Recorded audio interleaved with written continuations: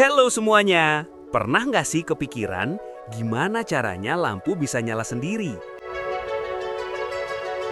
Mobil bisa parkir sendiri? Atau AC bisa nyala sebelum kita sampai rumah? Nah, semua itu berkat satu teknologi, IoT. Konsep yang menghubungkan berbagai perangkat elektronik melalui jaringan internet, sehingga mereka dapat saling berkomunikasi. Dengan IoT, perangkat seperti lampu, termometer, atau kamera keamanan dapat dikontrol dan diatur secara otomatis untuk memberikan kemudahan dan efisiensi dalam kehidupan sehari-hari. Ada beberapa jenis arsitektur IoT yang dikenal. 1. Arsitektur 3 layers. 2. Arsitektur 4 layers. 3. Arsitektur 5 layers. 4. Arsitektur 7 layers. Arsitektur 3 layer pada Internet of Things terdiri dari 3 lapisan utama. Lapisan pertama adalah Perception Layer, yaitu lapisan sensor yang berfungsi mengumpulkan data dari lingkungan, seperti sensor suhu, kamera, dan perangkat pintar lainnya. Data yang terkumpul kemudian dikirim melalui Network Layer menggunakan jaringan internet, seperti Wi-Fi atau jaringan seluler. Selanjutnya, pada Application Layer, data tersebut ditampilkan kepada pengguna melalui aplikasi, sehingga perangkat dapat dipantau dan dikendalikan dengan mudah. Pada arsitektur Internet of Things 4 layer, terdapat satu lapisan tambahan dibandingkan model sebelumnya. Lapisan pertama adalah Perception Layer, yang bertugas mengumpulkan data melalui berbagai sensor, seperti sensor suhu, kamera, dan perangkat pintar lainnya. Data tersebut kemudian dikirim melalui Network Layer menggunakan jaringan internet seperti Wi-Fi atau jaringan seluler. Selanjutnya, data masuk ke Processing Layer.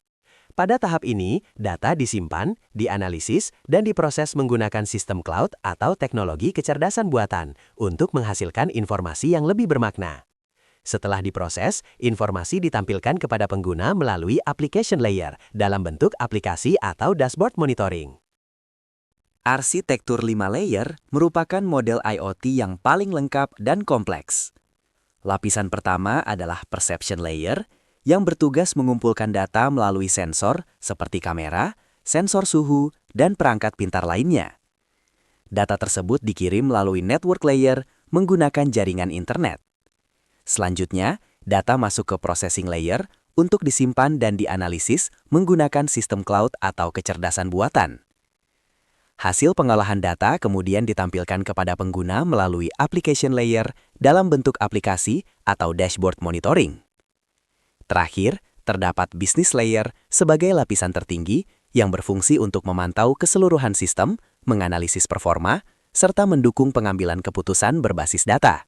Arsitektur IoT 7 layer merupakan model yang lebih lengkap dan detail dalam menjelaskan cara kerja sistem Internet of Things. Lapisan pertama adalah Physical Devices and Controllers, yaitu perangkat fisik seperti sensor dan aktuator yang mengumpulkan data dari lingkungan. Lapisan kedua adalah Connectivity, yang bertugas mengirimkan data melalui jaringan seperti Wi-Fi, Ethernet, atau jaringan seluler. Lapisan ketiga adalah Edge Computing, yaitu proses pengolahan awal data di dekat sumbernya sebelum dikirim ke cloud. Selanjutnya, pada Data Accumulation, data disimpan dalam server atau cloud storage. Kemudian pada Data Abstraction, data mentah dianalisis dan diubah menjadi informasi yang lebih bermakna. Informasi tersebut ditampilkan kepada pengguna melalui Application Layer dalam bentuk aplikasi atau dashboard monitoring. Dan terakhir, Collaboration and Processes Layer digunakan untuk pengambilan keputusan, analisis bisnis, serta pengelolaan sistem secara keseluruhan.